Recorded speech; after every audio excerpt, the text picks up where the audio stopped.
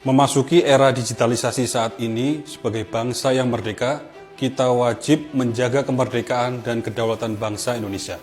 Tidak hanya di dalam dunia nyata, namun juga di dalam kehidupan digital kita. Kedaulatan digital artinya kita memiliki kuasa dan kontrol penuh yang utuh terhadap segala macam isi dan aktivitas di dalam kehidupan digital di Indonesia. Tentang ancaman yang datang dari luar, saya ingin mengingatkan tentang Beijing Effect, sebuah proyeksi penjajahan digital oleh China yang secara komprehensif dan detail dibahas oleh Matthew S. Arey dan Thomas Strange.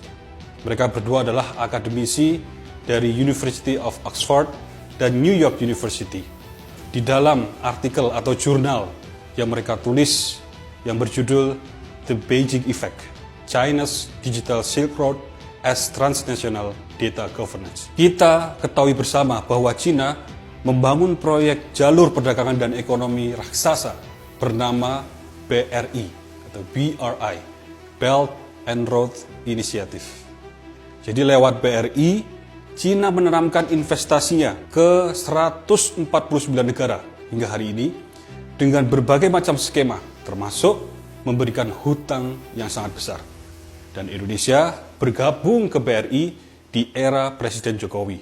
Dan proyek kereta api cepat Jakarta-Bandung adalah salah satu proyek BRI tersebut. Yang banyak orang tidak ketahui adalah berdampingan dengan BRI, China juga membangun DSR, Digital Silk Road, atau Jalur Sutra Digital. DSR ini membangun infrastruktur jaringan internet puluhan, bahkan hingga ratusan ribu kilometer melintasi negara-negara partner BRI.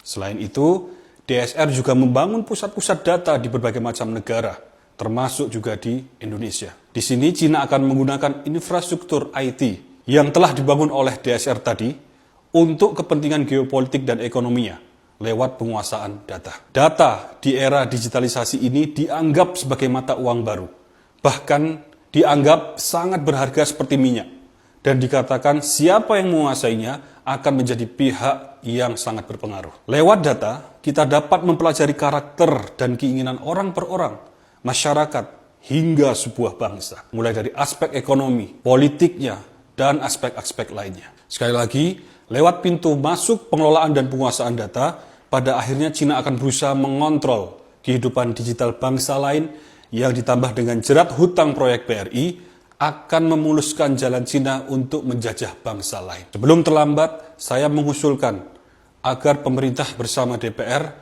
agar dapat membuat satu regulasi besar yang menyeluruh mengenai kedaulatan digital ini. Saat ini regulasi-regulasi yang ada yang berkaitan masih terpisah dalam undang-undang yang berbeda, seperti UU ITE, UU Perlindungan Data Pribadi, peraturan pemerintah tentang perdagangan melalui sistem elektronik, dan lain-lain.